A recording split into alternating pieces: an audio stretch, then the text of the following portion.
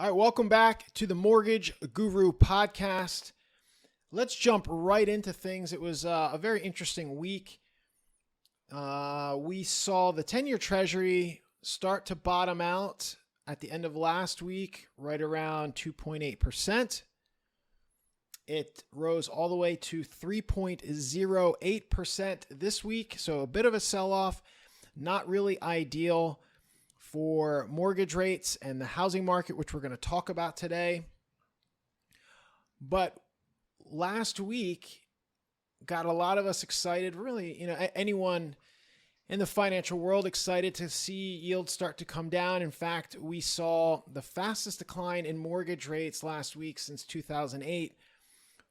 But that sounds great out of context, because the prior week and week and a half, we saw one of the fastest run-up in interest rates in response to the highest inflation print in 40 years. So although the rally was very welcomed, we barely, actually not even fully retraced the sell-off in bonds the week prior and the run-up in mortgage rates the week prior. So we definitely needed that relief, but it really only kind of erased the pain that we experienced the prior week. And now we're already, after this past week, starting to see a little bit of a bleed back up. We're back above 3% on the 10-year Treasury at 3.08. And you'll notice as I talk about mortgage rates, real estate, the market, I reference the 10-year Treasury bond frequently because the 10-year Treasury bond is considered the risk-free interest rate.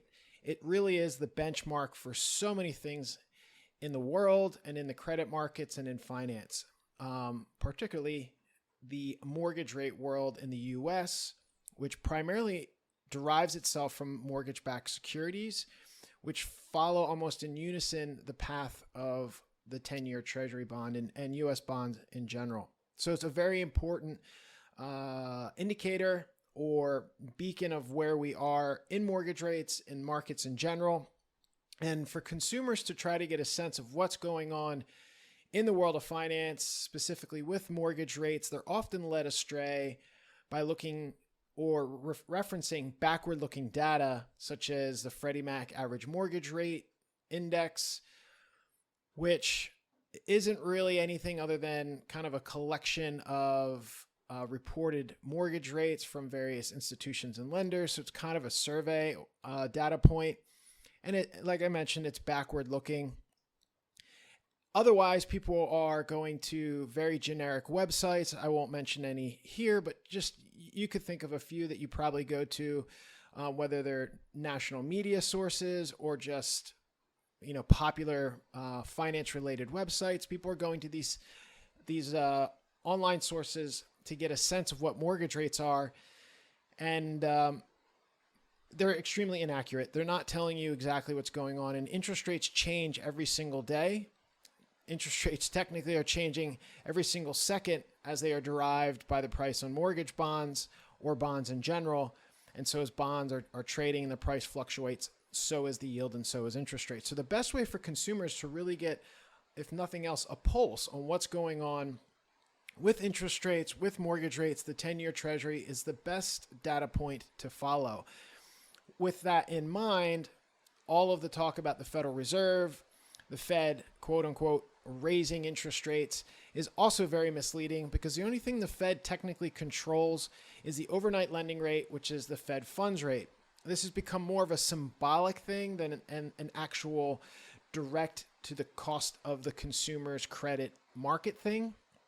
That's an interesting way of saying that, but it's important because the Fed raising the Fed funds rate doesn't automatically mean that interest rates in the market for the average consumer are actually going up, specifically for the purpose of this podcast when it comes to mortgage rates. Because mortgage rates, again, beating a dead horse here a little bit, are derived by the yield on mortgage-backed security bonds. And so the Fed could raise the Fed funds rate, the overnight lending rate, to the moon, and mortgage rates could decline. And typically that is what we see. But why are interest rates starting to pull back after what was a short-term and welcomed rally? Well, The unemployment report, or the non-farm payroll report, was released on Friday. Historically, this is a huge market mover for the mortgage space and the bond market. It's become less of a factor over the years for various reasons, partly because you've had Fed intervention in the bond market doing quantitative easing, where they're buying bonds, suppressing interest rates. And as long as there is that open market activity, the labor numbers, the labor market in general, particularly if it wasn't, you weren't seeing any dramatic fluctuations, didn't really matter to markets as much as what was happening in the open market from the Federal Reserve, quantitative easing, things of that nature. There was other indicators that were more important, but it still matters. It's still an important data point in terms of the health of the economy. And per the non-farm payroll report, which is basically a survey, I'm not a fan of these data points and their significance when all they really are surveys, but it is what it is. This is how a lot of economic data is collected. So the labor market, according to the June non-farm payroll report, added 372,000 jobs. Now, because of the slowing economy and other aspects, other data points that we're seeing that suggest we're headed to a slowing economy, potentially recession, we talked about that in last week's episode.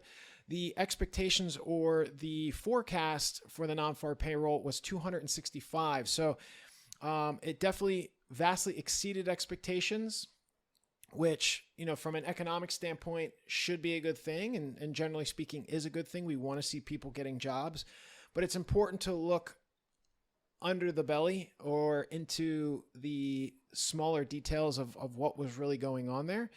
And although we did have an increase of 372 jobs, 107 versus what the expectations were, there was also a negative 74,000 revision in aggregate from the prior 2 months. So you really only had a 33,000 number beat over the expectations. Still good, it's still strong, but let's keep things in context. And again, these surveys, it's just, to me, very unreliable data. So if the market's responding to a report that can then be revised that significantly the following month, it just lends itself to a lot of data manipulation. And I'm not going to create any kind of conspiracy theories here, but it feels less and less reliable to me as a real indicator of where things are headed, specifically in the labor market. And one of the other data points that's important to look at when you're looking at non-farm payroll and employment in general is a labor participation rate. And that has been consistently declining. And this is an interesting part about the employment figures, specifically unemployment, which is at, relatively speaking, historic lows. But when you're looking at unemployment and it's in the mid 3%, 3.6%, I believe, that you need to keep in mind does not include people who've left the labor force. So if you are somebody who's just given up on trying to find a job for any number of reasons, they don't count you. So for all the individuals who've just given up because they can't find a job, they're not in the unemployment figures. And so again, that data skews or leaves an impression or creates a narrative that isn't completely true. So the labor force participation shrank by 350,000 people. So that's a pretty serious drop. It's not good when the number of people actively looking for a job shrinks. We want as many people out there trying to find a job and actually employed, because that's what drives economic growth. But one of the things when you're putting this all together in terms of housing and mortgages, mortgage interest rates, and what the Fed ultimately is talking about doing with monetary policy and raising interest rates, all of this puts a lot of pressure on future inflation expectations. Because if there's less people in the workforce, that means you have a tighter labor market and there's greater potential for there to be upward pressure on wages. And believe me, we need wage growth because it's relatively been absent for 3 decades. And with inflation being a rate of change year over year at the highest print in 40 years, showing the last couple months over 8%, these minuscule increases in wage growth, hardly help anybody, but over time, it is significant. And if the Fed is trying to, even if it's just from a optics standpoint, attack inflation by raising the overnight lending rate, and they have been getting more aggressive. The last hike was 75 basis points. Expectations are that it's another 75 basis points. Well, if the labor market is shrinking, this potentially puts upward pressure on wages, and wages ticked up again month over month in the most recent non-farm payroll report. Not by much, 0.3%, but it's still important, and it's roughly a 5% increase from a year ago. That's going to add fuel to the fire for the Fed to try to put out the fire, that is inflation. So we could see an ongoing aggressive Fed with, more rate hikes in this 75 basis point or higher range. Now, I don't really think the Fed's going to get too much further on these hyper aggressive rate hikes, but when the data comes in like it is, it's a strong labor market, wage growth is up, participation rate is down, year over year inflation has consistently been around 8%. The Fed has to, play along with the music and do the dance and continue to hike rates aggressively, even though there's other things going on in the economy that suggests they're hiking into recession, which is very, very dangerous. And they're trying to do this soft landing, as they say, which is to go through a rate hiking cycle without crashing the economy. And I don't think they're going to have much success doing it. So all of this, we had a slow sell-off in the bond market. Interest rates started to slowly tick back up over 3%. Then we had Friday's non-farm payroll report. Bonds closed out the week, or the 10-year closed out the week at 3.08%. Now, coming up on Wednesday, we have the core CPI report for June, which is a very important measurement or metric for inflation. So who knows? That report, if that report comes out hot again, another high 8% or anything that's not really giving any indicator that inflation is cooling. And I find it very hard to believe that we're going to see any kind of real dramatic shift in the trend that we're seeing in inflation, because this is year over year. So the year over year number, which is what most people are going to talk about and look at, is still going to be high. Now, what's important is to, again, look into the belly of the data and kind of lift up the hood. And it's going to be more about that month over month change. But I still, across the board, although I think the economy is cooling very, very quickly and the Fed is hiking potentially into recession, it feels very much like we already are in recession for most people. The data kind of suggests that. Q1 was negative GDP. Q2, based on the GDP Now model, suggests that real GDP in Q2 was also negative. 2 consecutive quarters of negative GDP growth is an official recession. So the Fed is kind of has its back against the wall with inflation running hot. Wages slowly ticking up. The labor market feels strong. The labor participation rate is declining, which is not a good thing. But in terms of the impact that has on other data points, it's definitely going to probably push the Fed's hand to continue to be aggressive on rate hikes. Now, when this Wednesday report comes out, like I was just saying, it's probably, in my opinion, going to further indicate that inflation's a problem, at least from this present day narrative point of view. And I think we very quickly could see the 10-year sell-off aggressively again back above 3.15, which is what I thought was going to be the high a couple weeks ago before we had the last CPI print, which sent the 10-year to 3.5%. So I don't know if the market's going to sell off as aggressively, given the fact that we close out Q2. We understand that things are slowing in the present moment. So I don't know if the bond vigilantes and the bond investors in general are going to panic sell that fast or that hard.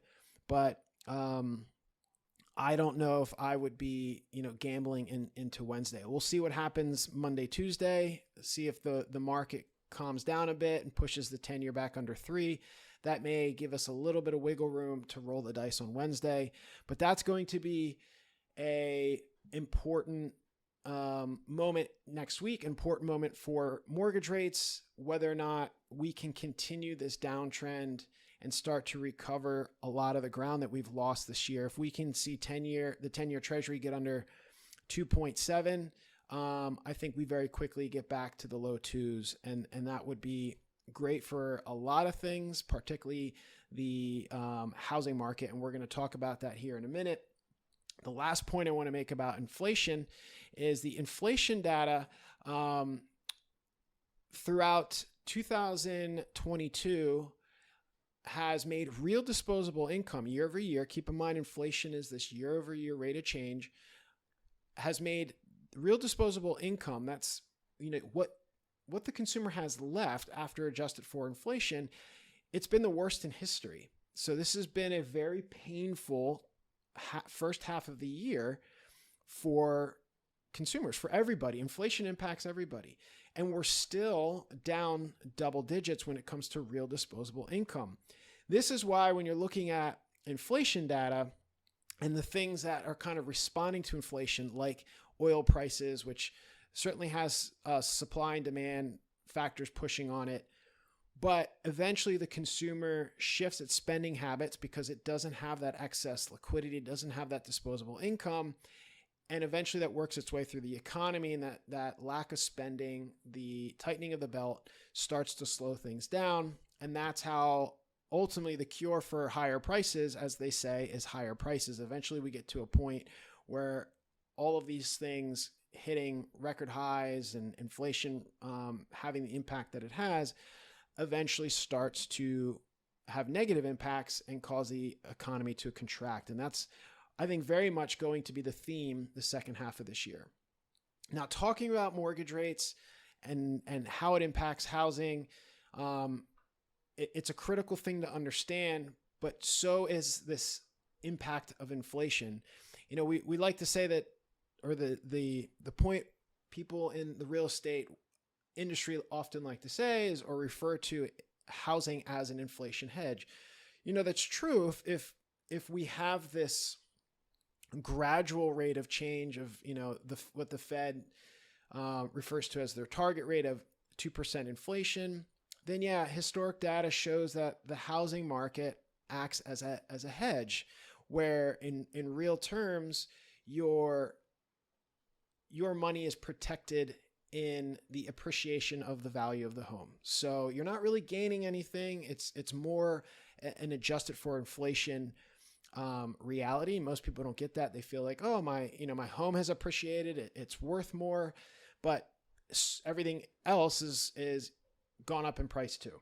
So net on net, you don't really gain much, but at least you're not losing by just having money in the bank. Now, keep in mind, everything in the market besides housing is down significantly this year. So cash ultimately has been king, and the US dollar compared to other currencies has been wreaking havoc. It's the strongest it's been in a very, very long time, especially against other very large economies and their currencies like the Japanese yen and the euro. We're almost at parity with the euro, which is, on one angle, it's good news if you want to take a vacation in Europe.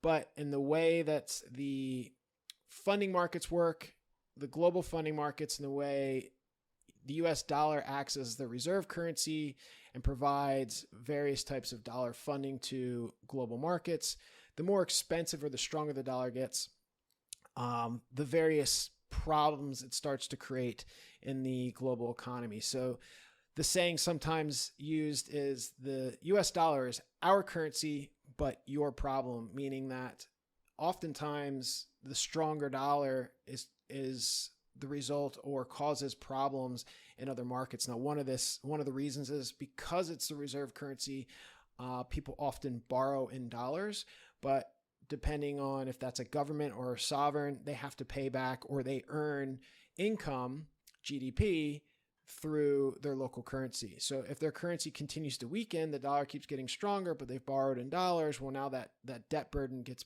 bigger and bigger, and you're seeing more of this upward pressure on the dollar coming from that as these foreign markets are struggling through this high inflation time as supply chains create issues and consumers stop spending, et cetera, et cetera, et cetera.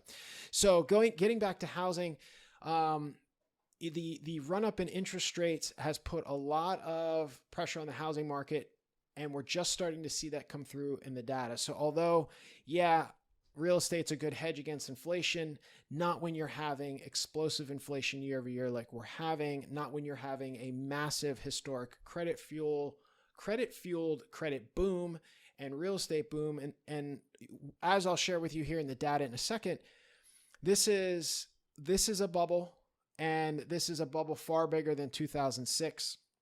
So if you're going to be hindsight looking backwards and saying, okay, 2006 was a bubble, obviously it was a bubble, even going through it, you kind of knew that. Looking backwards, we all know that. Now, being in the state where we are now, where everything is, most of the metrics are even worse, it's really hard, if you remove your emotion from the situation, to not accept that this also is a bubble. So the question really is, what happens? We know what happens with bubbles, so maybe it's not a matter of what happens or if this is going to happen, but a matter of when. So let's look at some of the data here. Housing affordability is the lowest on record based on a ratio of home values and median incomes. It's a home value median income ratio that looks at the multiples of what the median income needs to buy the medium priced house. So currently it's at 4.9, the highest ever, and this has eclipsed the previous record of 4.5 set in 2006. So affordability, it's the lowest on record, and one of the metrics that we can look at to visualize that is this home value to median income ratio, which is at 4.9 right now. Also, the average price of a new home in the US is now over 10 times the per capita disposable income, the highest ratio in history. And we were just talking about the impact that inflation is having on disposable income. It's the worst in history. It's real disposable income is down double digits, and all year, the first half of this year has just been brutal for the consumers when it comes to disposable income. And now the average price of a new home is over 10 times higher than the per capita disposable income. It's not sustainable. So like I said, the question is not so much are we in a bubble. We can see that. You look at charts, the price rise was parabolic. We're going through a redo of 2006. So the question is, when does it pop and how bad does it get?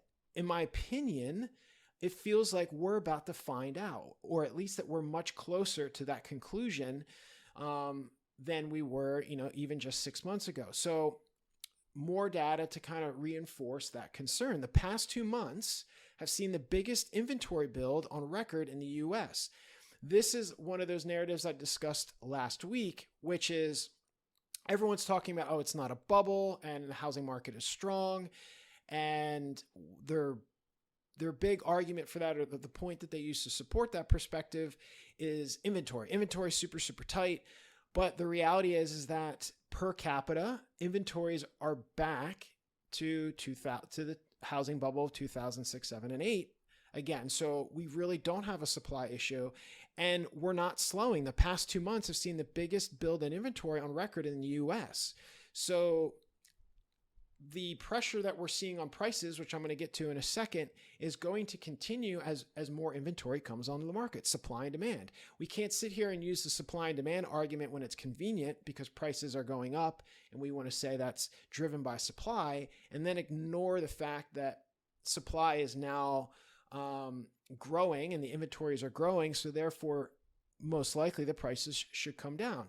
None of us have a crystal ball, but you can't have your cake and eat it too. If you're going to justify what's happened in the housing market the last 2 years, particularly the last 18 months, then you have to be willing to accept that things could be changing when those same data metrics start to go the other direction. So we have a huge inventory build.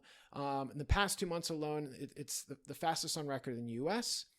Now you're starting to see the impact on that in terms of pricing. A record 28% of listings are now lowering their asking price each month. That's telling you the housing market is softening. One of the reasons for that, which is the whole point of this podcast and the conversations that we're having, is the average mortgage payment is up 50% since last year to over $1,800 a month. In addition, because of this jump in interest rates and the factors that cause that spike in interest rates, which, by the way, as I discussed last week, are not because of the Fed, it's because of inflation and the bond market selling off, because bonds hate inflation and bonds are what drive mortgage rates.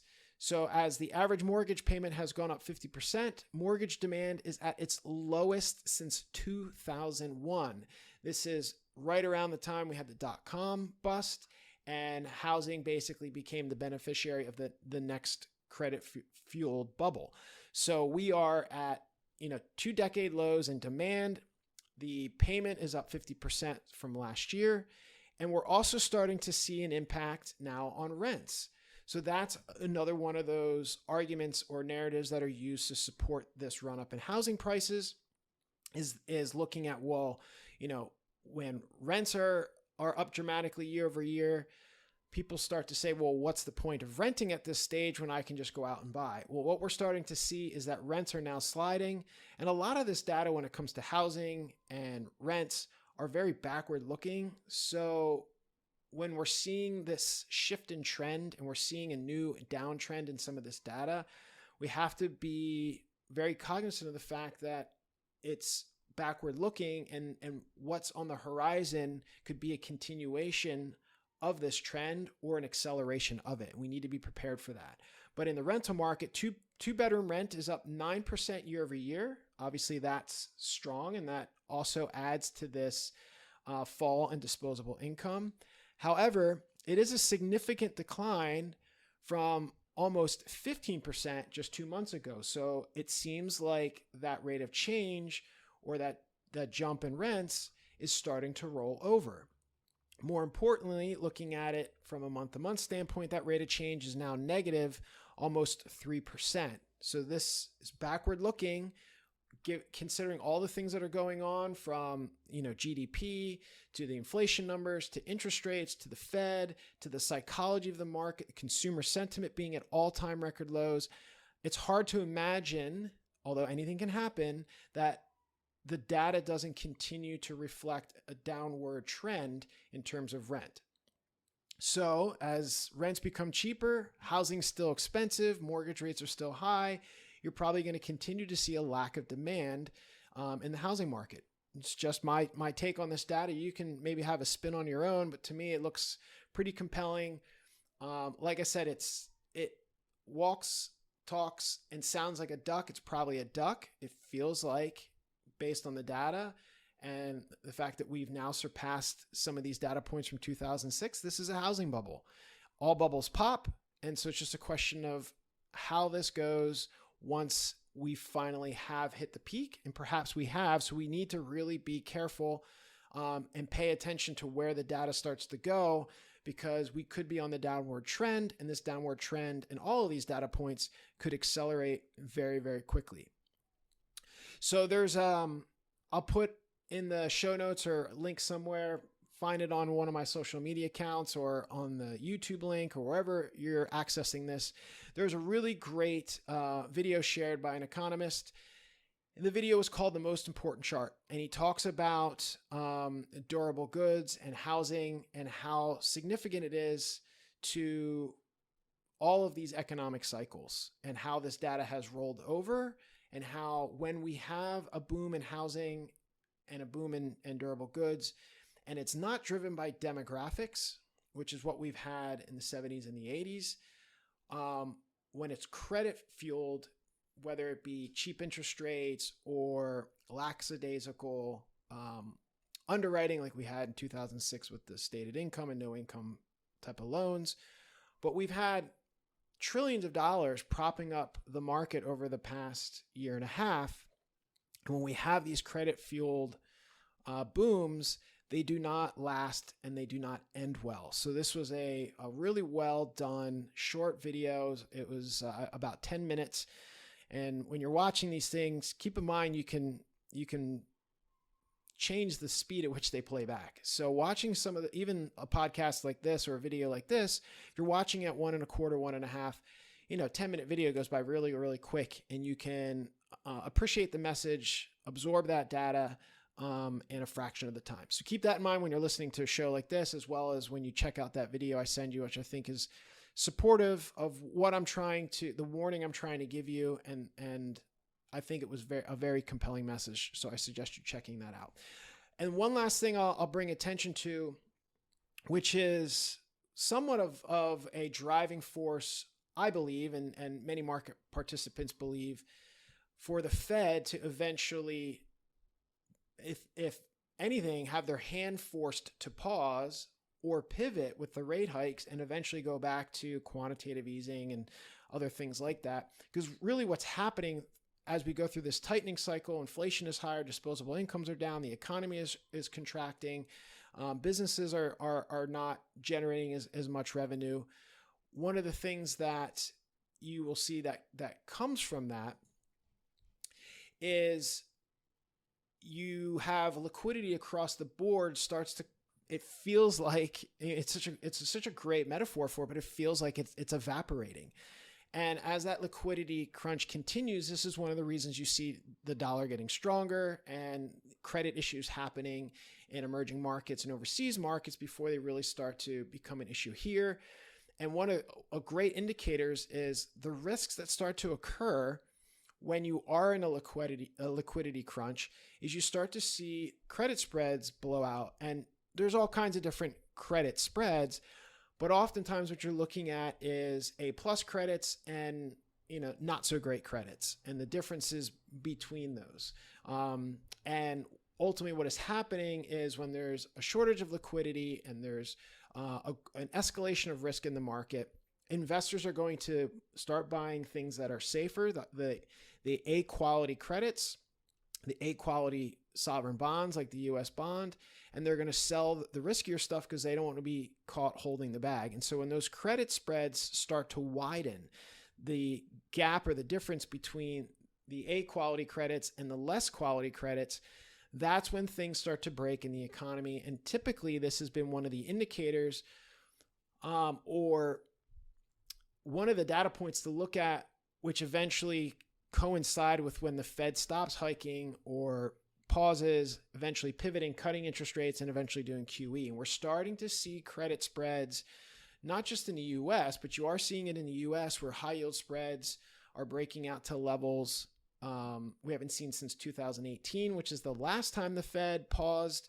quantitative tightening and rate hikes and had to pivot. A lot of people don't realize we were already heading into recession.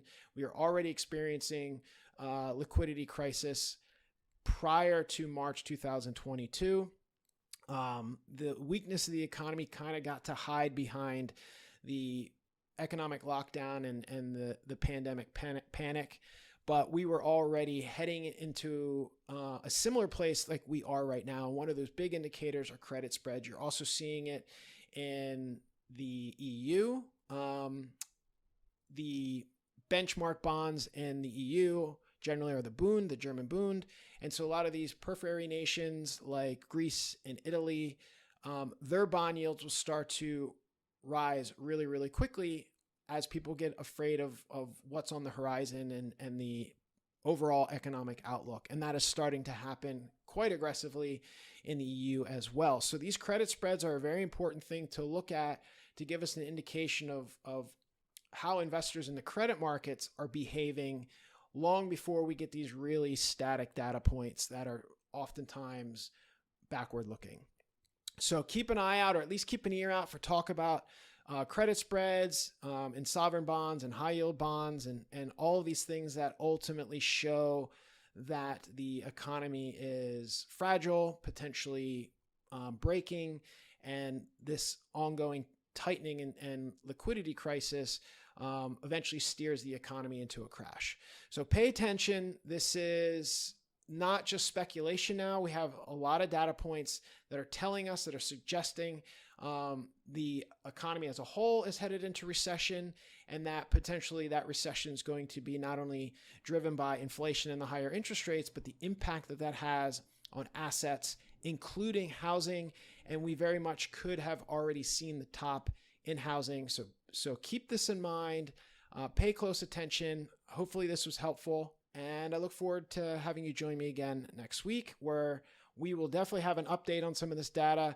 And at that point, we'll know what the June core CPI report said. And of course, we'll know how the bond market and mortgage rates reacted. So have a good weekend, and I look forward to you checking in with me next week.